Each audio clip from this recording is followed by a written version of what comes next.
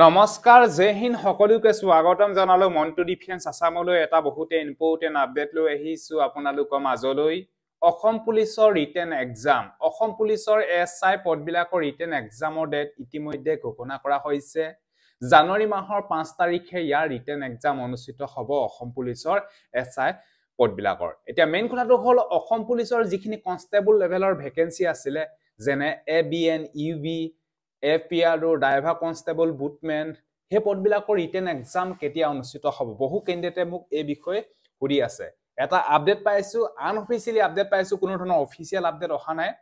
কোনটো ডেটত আপোনালোকৰ অসম পুলিচৰ ABN UB constable APR driver constable bootmen এই পদবিলাকৰ ৰিটেন এক্সাম কোনটো তাৰিখে অনুষ্ঠিত হ'ব মই আপোনালোকক এই ভিডিঅ'টো জৰিয়তে জনাবলৈ বিচাৰিছো সব ভিডিঅ'টো সম্পূৰ্ণৰূপে চাই থাকিব আৰু যদিহে আপোনালোকে আমাৰ চেনেললৈ প্ৰথমবাৰ কাৰণে আহিছে তেল চেনেলটো সাবস্ক্ৰাইব কৰি দিব ভিডিঅ ডেসক্ৰিপচনত আমাৰ WhatsApp এণ্ড টেলিগ্ৰাম গ্ৰুপৰ লিংক দিয়া আছে যদি আপোনালোকে এতিয়ালৈকে জয়েন হোৱা নাই জয়েন হৈ লওক আপোনালোকে ৰেগুলাৰ অসম পুলিচৰ ৰিটেন এক্সামৰ বাবে মক টেষ্টৰ লিংক আপোনালোকে ফ্ৰীকে পাই থাকিব আৰু এসএসসি জিডি কনষ্টেবলৰ বাবেও আপোনালোকে ডেইলি ৰেগুলাৰ ফ্ৰী মক টেষ্টৰ লিংক আপোনালোকে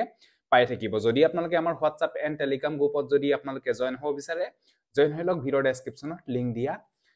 আছে আৰু অসম পুলিচৰ ৰিটেন এক্সাম আৰু এসএসসি জিডি কনষ্টেবলৰ ৰিটেন এক্সামৰ বাবে দুখন ইবুক বনাইছো এই দুইখন ইবুক যদি আপোনালোকে ল'ব বিচাৰে এই নম্বৰটো পেমেন্ট কৰি স্ক্ৰিনশ্বট দি দিয়ক এখনৰ নাম হৈছে 70 रुपीस আৰু এখনৰ নাম হৈছে 120 रुपीस যদি ল'ব বিচাৰে এই নম্বৰটো পেমেন্ট কৰি স্ক্ৰিনশ্বট দি দিয়ক লগালক এই ইবুক কিখন WhatsApp যোগেদি আপোনালোকক দি দিয়া হ'ব এতিয়া অসম পুলিচৰ কনষ্টেবল লেভেলৰ পদবিলাকৰ ৰিটেন এক্সাম কেতিয়া অনুষ্ঠিত হ'ব মই আপোনালোকক জনাবলৈ বিচাৰিছো জুড লেভেলৰ যিখিনি এসআই ভেকেন্সি আছে সেই পদবিলাকৰ ৰিটেন এক্সাম অনুষ্ঠিত হ'ব 2025 চনৰ 5 জানুৱাৰী তাৰিখে সানডে 10টা বজাৰ পৰা 12টা বজালৈকে ইয়াৰ ৰিটেন এক্সাম অনুষ্ঠিত হ'ব অফিচিয়ালি যিখন নটিচ আহিছে তাতে কোনো ধৰণৰ টাইম মেনশন কৰা নাই যে আমুকটো টাইমৰ পৰা ৰিটেন এক্সাম অনুষ্ঠিত হ'ব বা ষ্টাৰ্ট হ'ব বুলি কোনো ধৰণৰ মেনশন কৰা নাই কিন্তু আমি গম পোৱা মতে 10টা বজাৰ পৰা 12টা বজালৈকে ইয়াৰ ৰিটেন এক্সাম অনুষ্ঠিত হ'ব 5 জানুৱাৰী 2025 10টা বজাৰ পৰা 12টা বজালৈকে টাইমিং দিয়া হ'ব 2 ঘণ্টা এই বিষয়ে আপোনালোকে গম পাইছে আৰু লগতে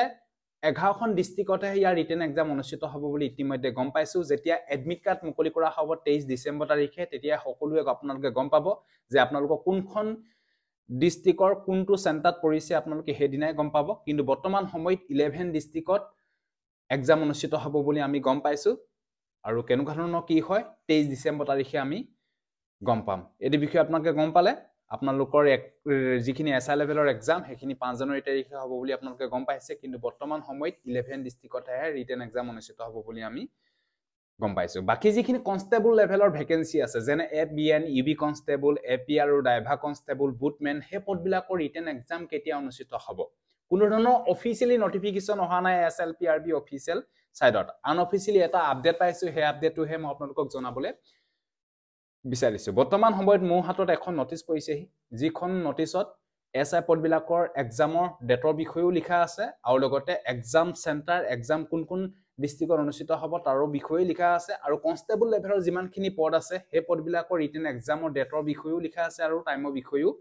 লিখা আছে কিমান দূৰ সত্য সেই কথা মই গম পোৱা নাই যেটো আপডেট আহিছে হে আপডেটটো মই আপোনালোকক জনাবলৈ বিচাৰিছো এটো 100% আনঅফিচিয়ালি আহিছে কোনো ধৰণৰ অফিচিয়ালি আপডেট অহা নাই এই বিষয়ে আপোনালোকে গম পালে আপোনালোকে ধৰি লওক যে মাৰ্চ মাহৰ 23 তাৰিখে ইয়াৰ ৰিটেন এক্সাম অনুষ্ঠিত হ'ব অসম পুলিচৰ যিখিনি কনষ্টেবল লেভেলৰ ভেকেন্সি আছে কম্বাইন ৰিটেন টেষ্ট অনুষ্ঠিত হ'ব এটাই এক্সাম হ'ব এখন পেপাৰে আহিব যিমানখিনি কনষ্টেবল লেভেলৰ ভেকেন্সি আছে সেই পদবিলাকৰ ৰিটেন এক্সাম 2025 চনৰ 23 মাৰ্চত অনুষ্ঠিত হ'ব বুলি ইতিমধ্যে আমি গম পাইছো 10টা বজাৰ পৰা 12টা বজালৈকে আৰু তাৰ আগতে হয়তো আপোনালোকৰ ৰিটেন এক্সাম দিবলৈ আপোনালোকক কাট অফ মাৰিব আৰু সেই কাট অফত যদি আপোনালোকৰ নামটো আহি যায় তেতিয়া হলে আপোনালোকৰ ফাইনালি ৰিটেন এক্সাম দিবলৈ আপোনালোকে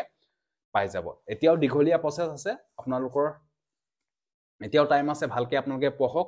কিন্তু মই আপোনালোকক জনাবলৈ পাই সুখী যেটো আপডেট আহিছে আপডেটটো মই আপোনালোকক জনালো আৰু যদি অফিচিয়ালি কিবা আপডেট আহে নিশ্চয় আপোনালোকক জনাম আপোনালোকে ধৰি লওক যে কনষ্টেবল লেভেলৰ যিখিনি ভেকেন্সি আছে সেই পদবিলাকৰ ৰিটেন এক্সাম 2025 চনৰ 23 মাৰ্চ তাৰিখে অনুষ্ঠিত হ'ব সানডে 10টা বজাৰ পৰা 12টা বজালৈকে টাইমিং দিয়া হ'ব 2 ঘণ্টাই আৰু ৰিটেন এক্সাম